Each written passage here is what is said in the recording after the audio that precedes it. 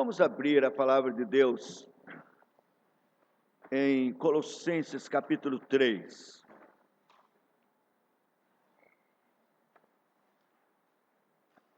Nós temos que ter em mente o que ouvimos ontem. Esta é uma sequência necessária. Colossenses capítulo 3.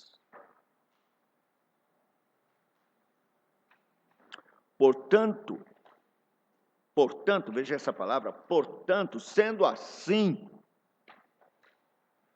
você estava lá na cruz,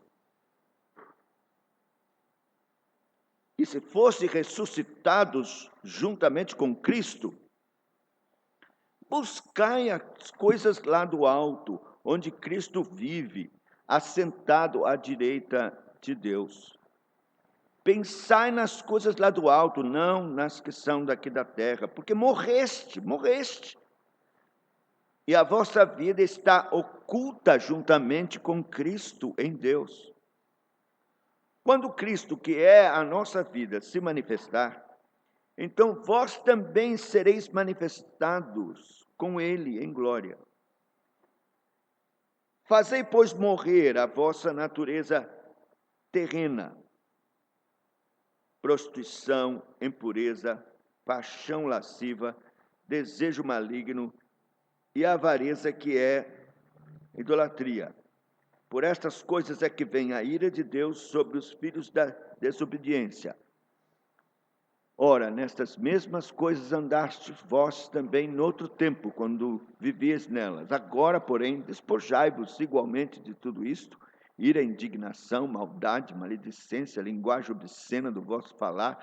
Não mintais uns aos outros, uma vez que vos despistes do velho homem com os seus feitos, e vos revestistes do novo homem, que se refaz para o pleno conhecimento, segundo a imagem daquele que o criou, no qual não pode haver grego nem judeu, circuncisão nem incircuncisão, bárbaro, cita, escravo, livre, porém Cristo é tudo em todos. Até aqui.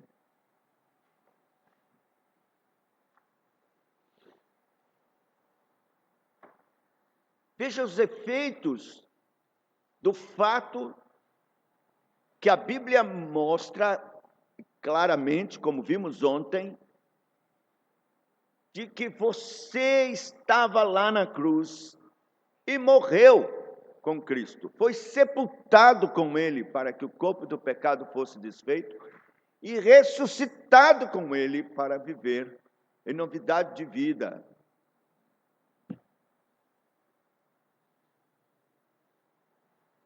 Porque morrestes. Verso 3. E a vossa vida está oculta juntamente com Cristo em Deus.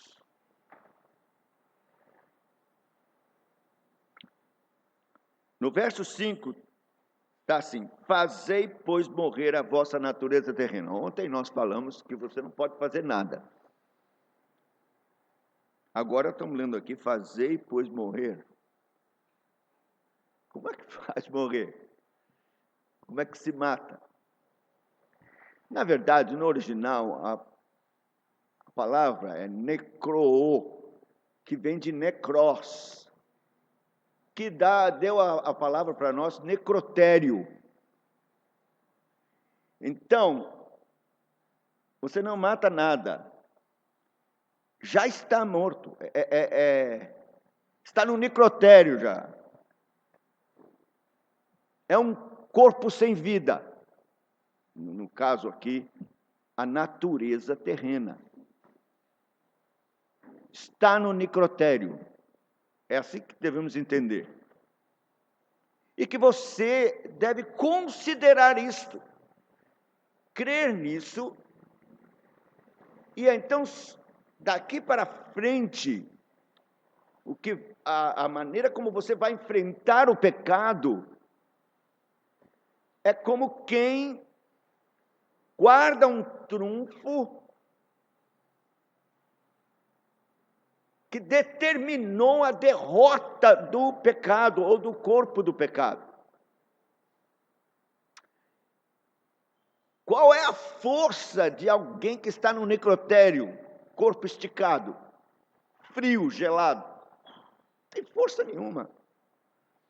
Então, você conta com este trunfo de que a sua natureza corrupta e maligna, que lhe dominava, agora está no necrotério.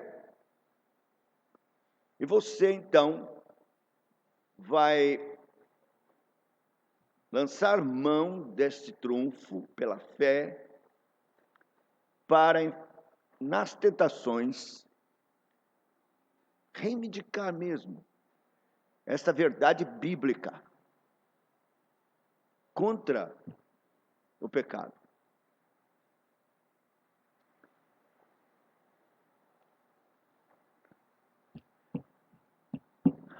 Agora,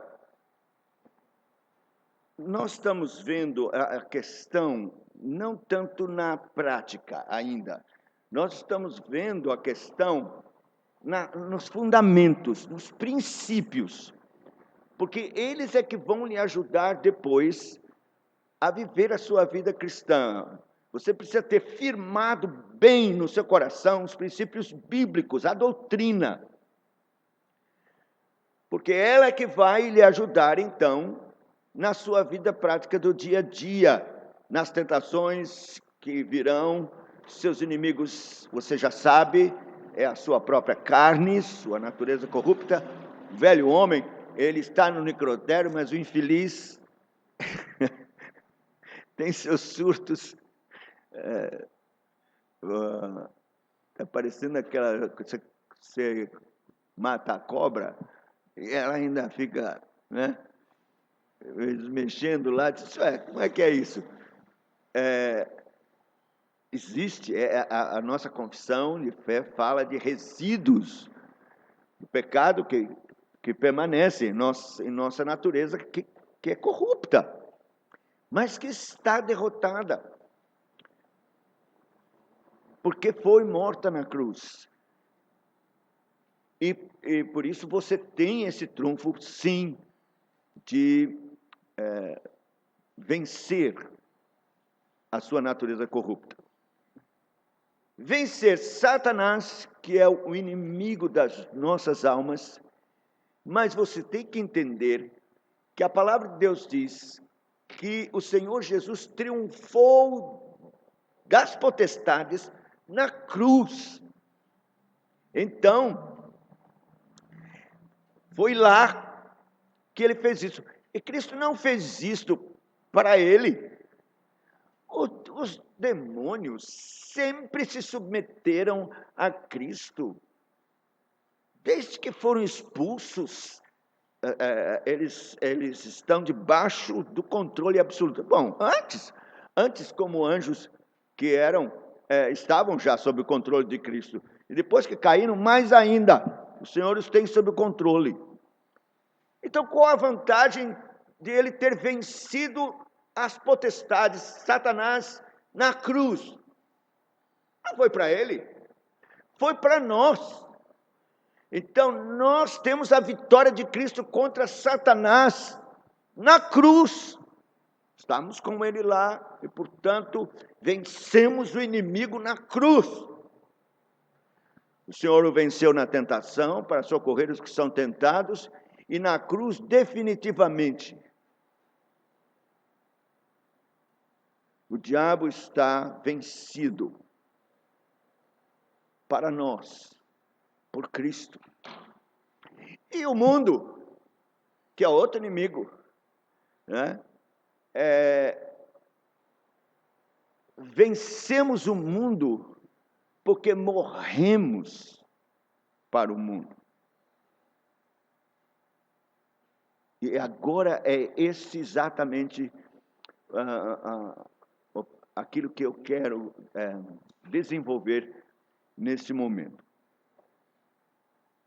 Alguns certamente já ouviram eu falar isso, porque por onde eu vou, eu trato disso aqui. Para mim, é o problema da igreja moderna. Não compreendeu e não entendeu o desafio do Evangelho e quais as implicações do Evangelho, do que significa seguir a Cristo. Vamos ver primeiro o que é que as pessoas pensam. Em geral, nas igrejas, pensam assim: ai, eu quero Jesus. Eu quero Jesus comigo. Eu quero Jesus como meu companheiro. Eu preciso de Jesus para me ajudar. Eu quero tê-lo ao meu lado. Meu amigo. E ele vai me ajudar a caminhar. Então, ele vai me ajudar a tomar as minhas decisões, me abençoar, me proteger.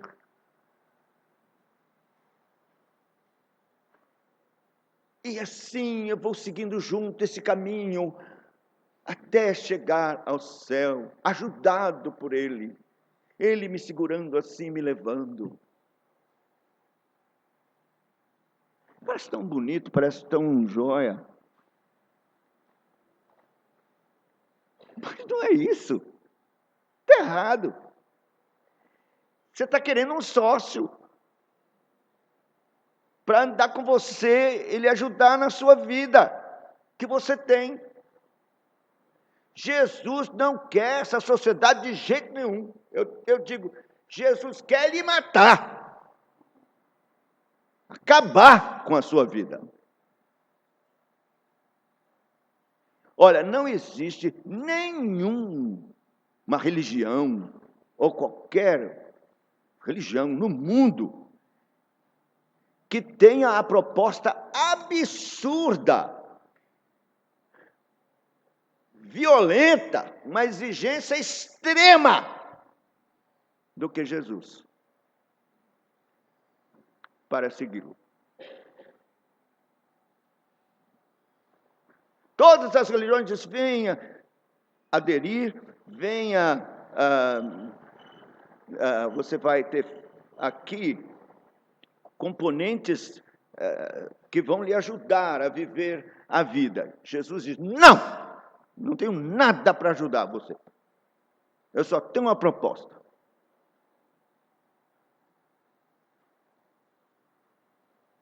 Abra em Lucas, no capítulo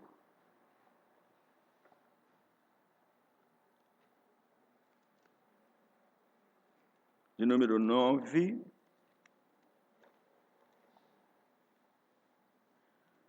Vamos começar aqui no verso 23. Veja a proposta. A proposta é essa. Você quer seguir Jesus? A proposta é essa.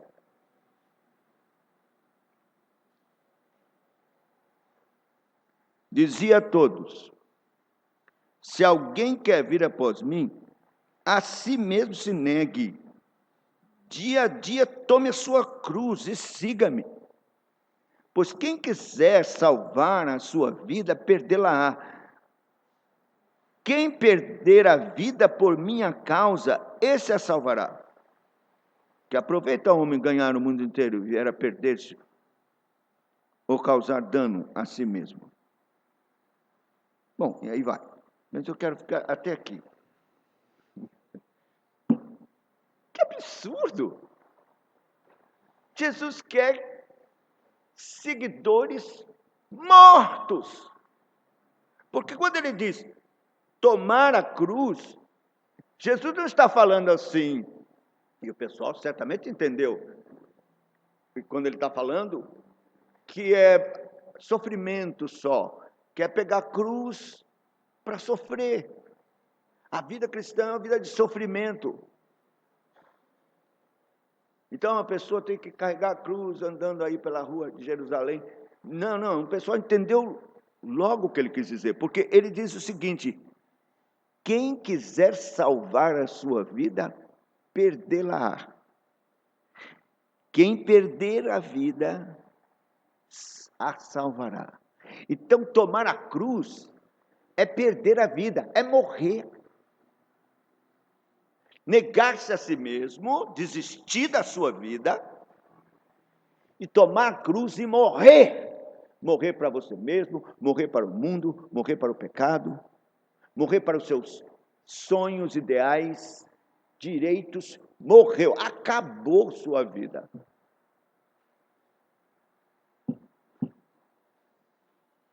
Mas as pessoas não estão compreendendo isso. Elas estão vindo para Cristo porque elas estão com problemas, porque elas têm pecado, porque elas querem ser livres do inferno, elas querem... mas não compreenderam que Jesus não enganou ninguém. Se alguém quer vir após mim, morra. Tome a cruz e morra. Negue-se a si mesmo, perca a sua vida.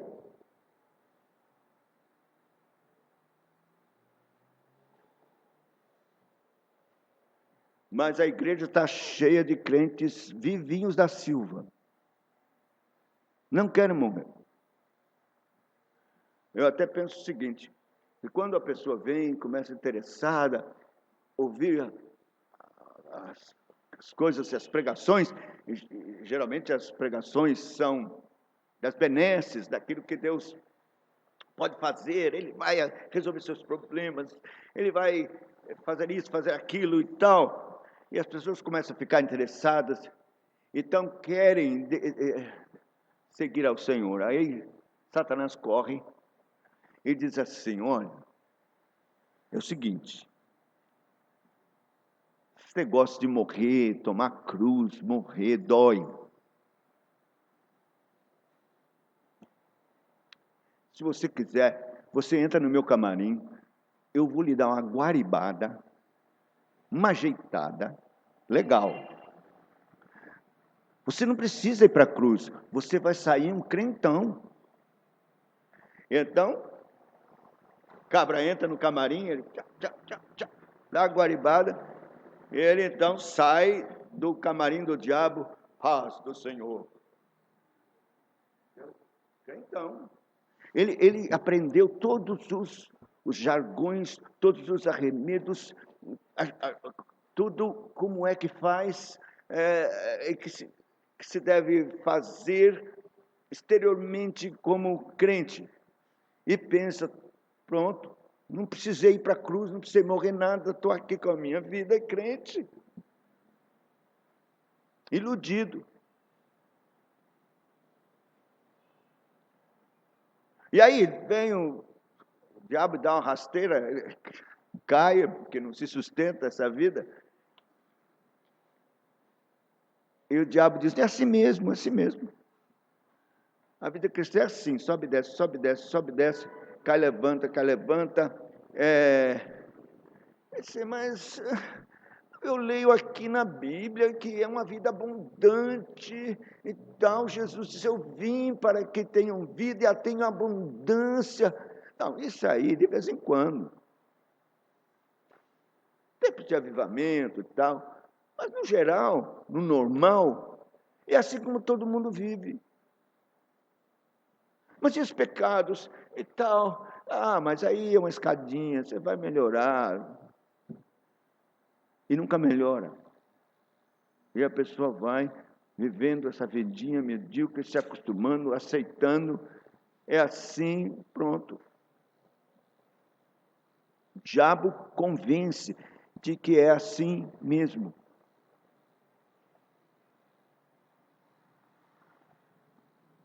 Mas não é. É mentira. Cristo não veio enganar ninguém. Ele falou claramente de uma vida gloriosa, vitoriosa, contra o pecado, de pureza, de santidade, uma vida que glorifique a Ele, a sua cruz, uma vida que é a sua vida, que ninguém vai ter se não morrer, porque a vida de Cristo é a vida que nasce da morte. E é isso que vocês precisam entender, a igreja precisa entender.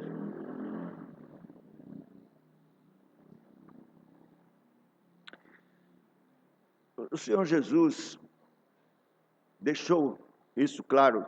Se você abrir comigo em João, no capítulo 12. João, capítulo 12. A partir do verso 20, nós lemos assim: Ora, entre os que subiram para adorar durante a festa, havia alguns gregos. Estes, pois, se dirigiram a Filipe, que era de Betsaida da Galileia, e lhe rogaram: Senhor, queremos ver Jesus. Filipe foi dizê-lo a André, e André e Filipe o comunicaram a Jesus. Respondeu-lhes Jesus: É chegada a hora de ser glorificado o Filho do Homem. Em verdade vos digo, se o grão de trigo caindo na terra não morrer, fica ele só. Mas se morrer, produz muito fruto. Quem ama a sua vida, perde-a. Mas aquele que odeia a sua vida neste mundo, preservá-la-á para a vida eterna. O que é isso? O que é isso? Os gregos queriam ver Jesus.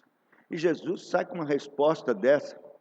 Né? Imagine, André e Filipe, os gregos disseram: nós queríamos ter um encontro com Jesus. Queríamos confabular com ele.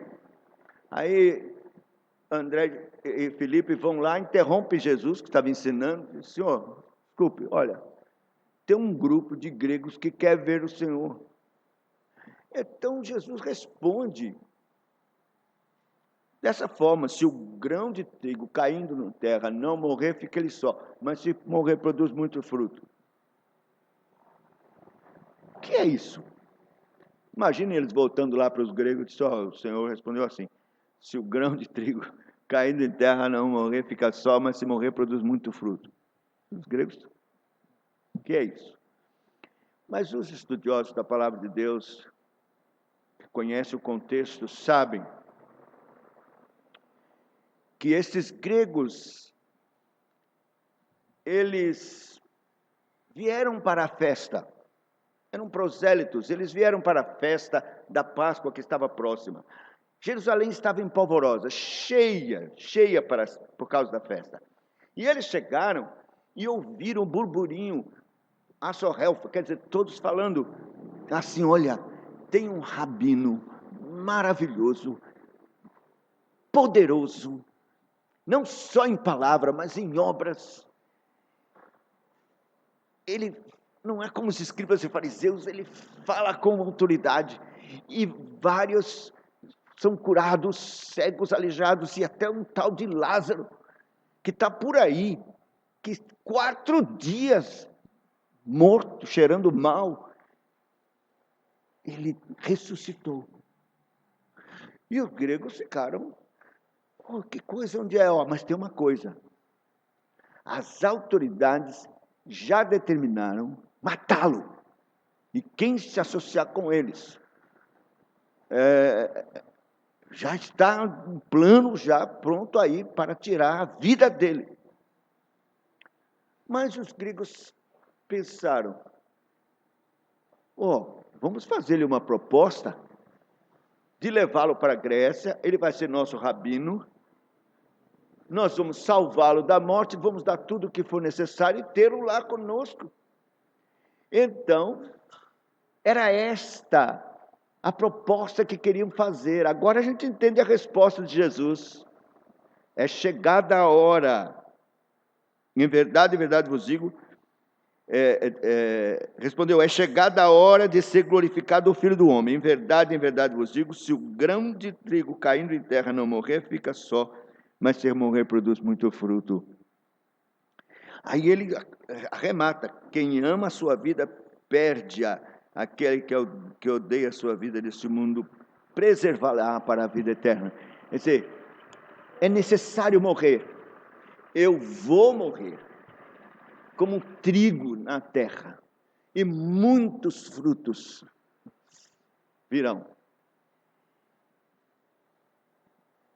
Então, Cristo morrendo, nós morremos com Ele, perdemos a nossa vida, ressuscitamos agora para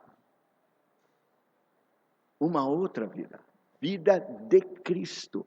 Não é uma vida tendo Cristo para ajudar, mas ao contrário, é a vida dele manifesta em nossa carne mortal.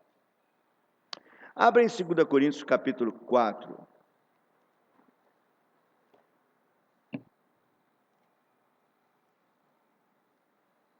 Veja o verso 10. O apóstolo Paulo vai explicar como é esse morrer todos os dias.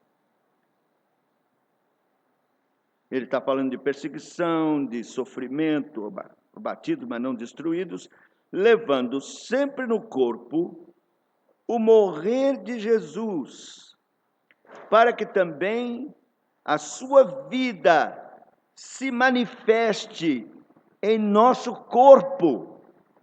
Está vendo?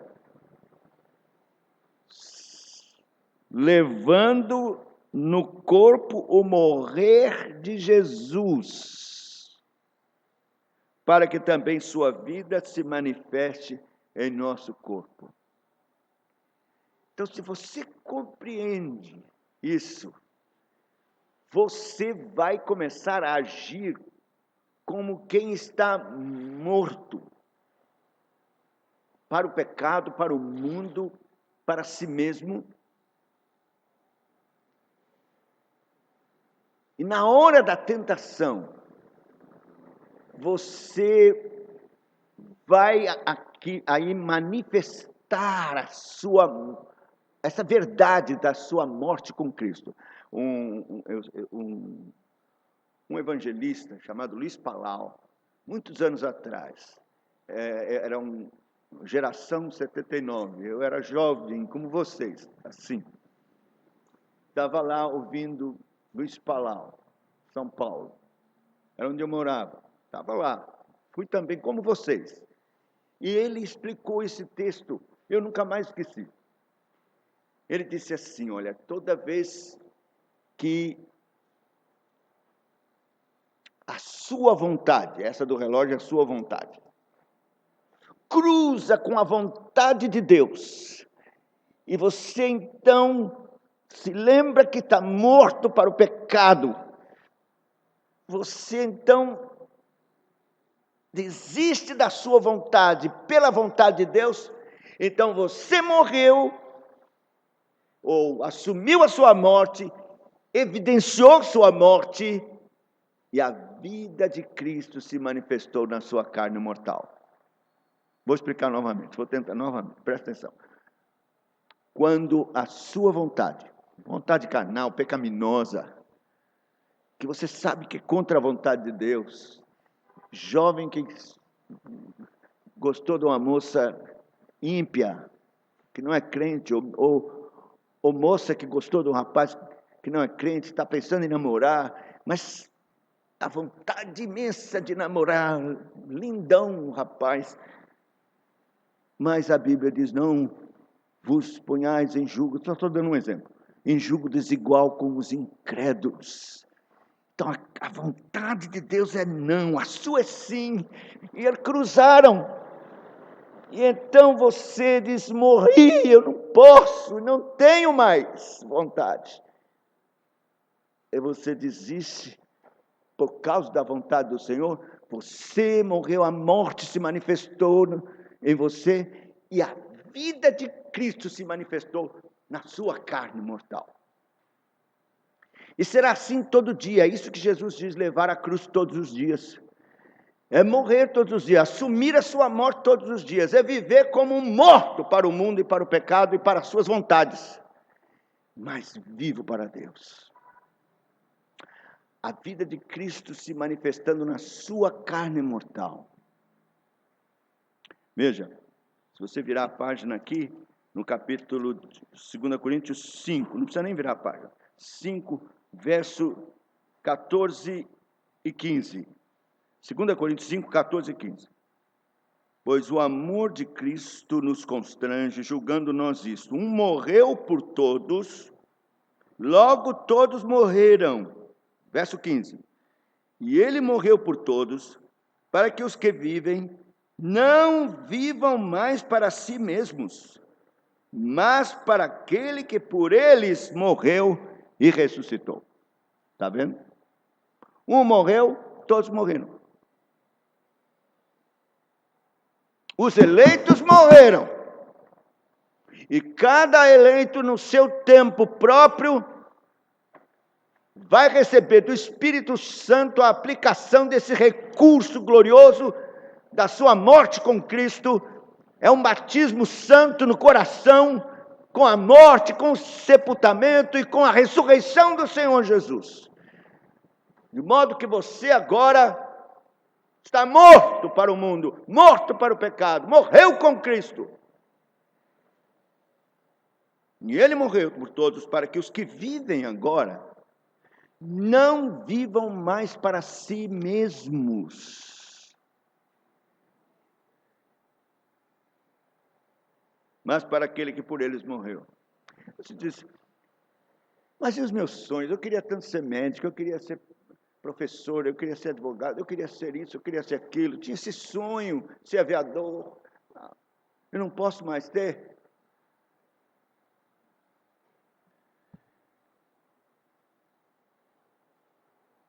Vocês colocará isso sob o crivo de Cristo.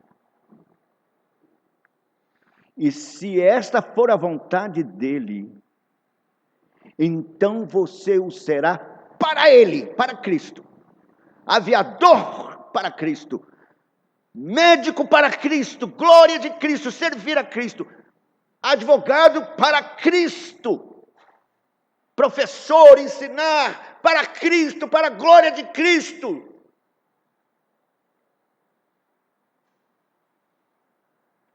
E não mais para você mesmo. Eu acho interessante os jovens da igreja hoje. O que é que eu vou ser? O que é que dá mais dinheiro? O que é que eu quero? Como é o mercado de trabalho nessa profissão que eu... Que é isso? Joelho no chão. Eu morri. Eu não vivo mais para mim mesmo. Eu não dou um passo mais na minha vida se eu não estiver certo de que essa é a tua vontade, porque não sou eu mais quem vivo, mas Cristo vive em mim. Foi isso que o apóstolo Paulo disse. E esse é o desafio para mim, para você, para todos nós. Todos somos cristinhos deste mundo. Não tem sociedade com Cristo, tem Cristo andando e trabalhando, e estudando, e namorando, ou se divertindo. Cristo, não é mais você, é Cristo em mim. Este é o grande desafio. E o Espírito Santo é especialista em fazer isto, fazer de você um pequeno Cristo, fazer com que você viva como Cristo e se manifeste na sua carne mortal, Cristo. Talvez você ache isso muito distante, longe. Como é que eu vou viver como Cristo? Sim, a santificação ela é progressiva, mas todo crente que se converte, nasceu de novo, começa a viver, experimentando a vida de Cristo se manifestar na sua carne mortal. Talvez fraquinho, aos poucos, mas você não tem outro motivo de respirar e de estar aqui, se é convertido, nascido de novo, senão glorificar a Deus e viver como Cristo, e glorificá-lo na sua vida, exaltá-lo.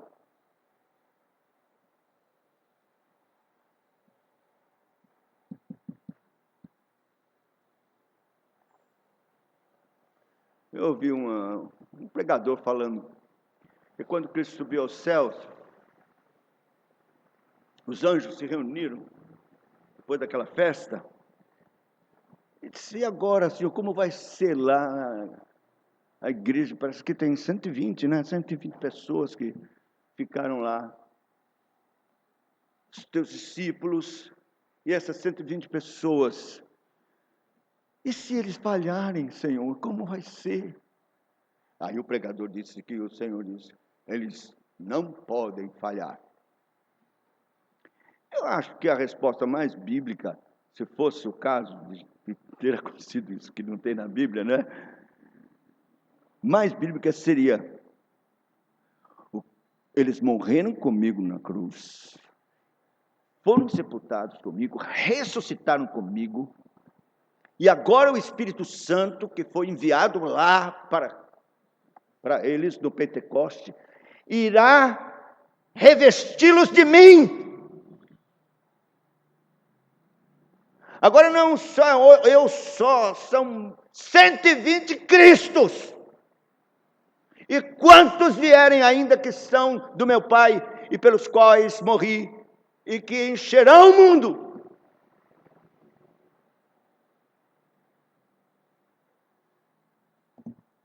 Vivendo a minha vida.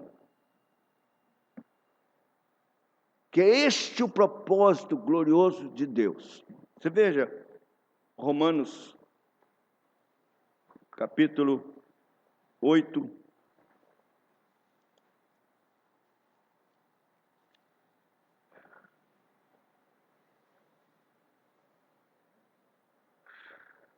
Eu vou ler o 28 e 29. Sabendo que todas as coisas cooperam para o bem daqueles que amam a Deus, daqueles que são chamados segundo o seu propósito. Agora, preste atenção.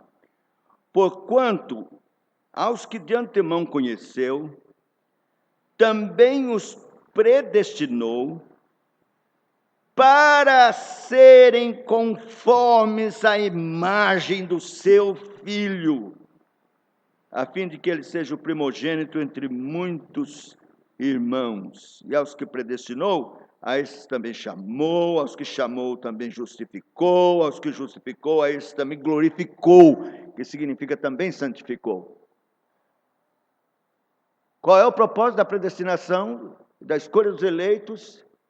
Qual é o propósito? Se você é um eleito, qual é o propósito de Deus? Ser conforme a imagem de Cristo.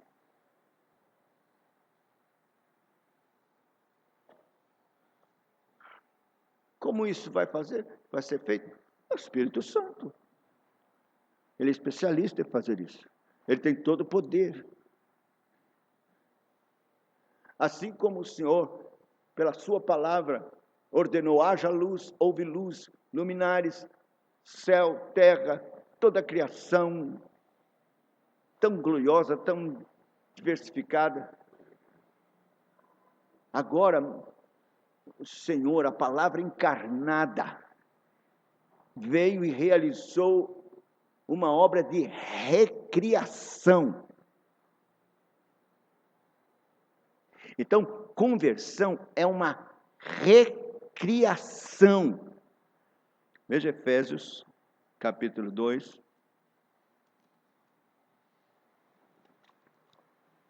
Diz assim, desde o verso de número 8: porque pela graça sois salvos mediante a fé, isto não vem de vós, é dom de Deus, não de obras para que ninguém se glorie, pois somos feituras dele, criados em Cristo Jesus, para as boas obras, as quais Deus de antemão preparou para que andássemos nelas. Criados em Cristo Jesus.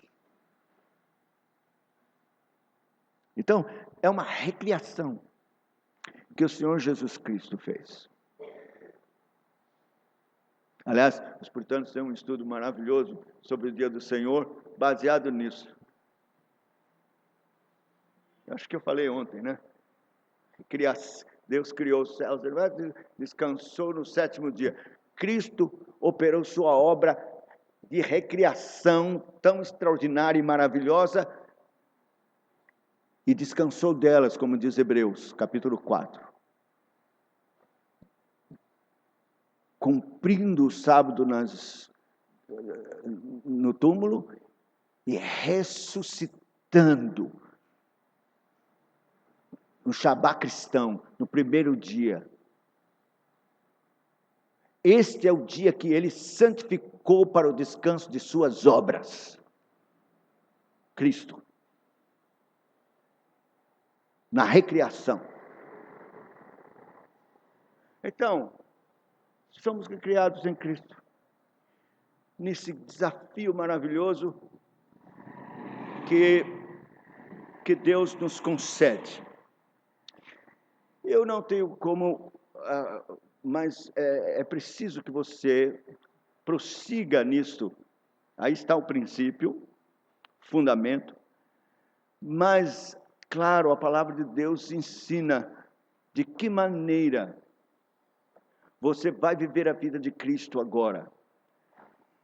E a partir de como você guarda a palavra de Deus, faz uso dos meios de graça, cada vez mais a vida de Cristo mais brilhante, mais gloriosa se manifestará na sua vida. Mais vitória contra o pecado e contra o mundo. Mais glória a Cristo e glória a Deus. Mais o nome dele é honrado e glorificado. Então, é um exercício da piedade que você vai fazer, primeiro buscando a palavra de Deus. Como poderá um jovem manter puro o seu caminho? Observando-o segundo a sua palavra. Amar a palavra de Deus, estudar a palavra de Deus, decorar a palavra de Deus, encher a mente e o coração da palavra de Deus. Que habite ricamente em vós a palavra de Cristo. Cheios da palavra de Cristo. Moços e moças cheios da palavra de Cristo. Então, serão poderosos em Cristo por causa da palavra. Palavra essencial. Vida de oração. Como é a vida de Cristo? Foi uma vida de oração. E você vai viver como Cristo sem oração? Você tem que ter vida de oração. Tem que buscar o Senhor. Se ajoelhar. Buscá-lo. Ter comunhão com Ele. Não é só pedir, mas dar graça, louvá-lo, bendizê-lo, ter comunhão com Ele. Como João ensinou, comunhão com a Trindade. Em oração. Com prazer. Na presença de Deus. E a igreja. Jesus e a sinagoga como de costume. Essa expressão como de costume é formidável. Que mostra que um jovem que anda como Cristo ama a igreja. Não existe Cristo sem igreja. Tira a cabeça. Não existe. Então, um jovem que vai viver como Cristo, ama a igreja. Serve a igreja, ama a igreja. Recebe todo o alimento que vem pelo ministério glorioso da pregação, que é um meio de graça maravilhoso. E na comunhão dos santos, se fortalece. Na Santa Ceia,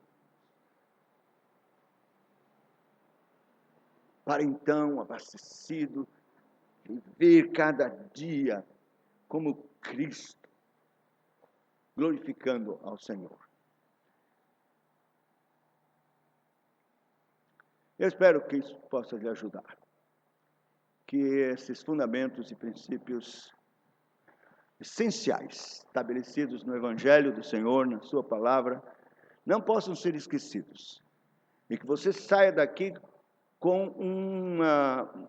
uma decisão, um pensamento decidido, formulado no seu coração. Vou perseguir a minha morte. Eu não me interesso mais em viver eu mesmo. Eu quero assumir a minha morte e viver a vida de Cristo. Ore por isso. Vá aos pés da cruz. Clame ao Senhor. Rogue que o Espírito Santo faça isso no seu coração. É um novo nascimento mesmo. Talvez você esteja na igreja há muito tempo e não nasceu de novo. E vive em prática de pecado. Então não nasceu mesmo. Mas ore. Busque isso. E os eleitos o farão. E Deus vai cumprir.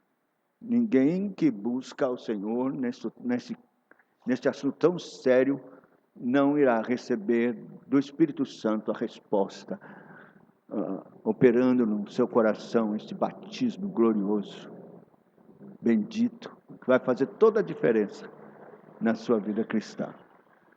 Que Deus tenha misericórdia de nós e opere isso por sua graça. Amém.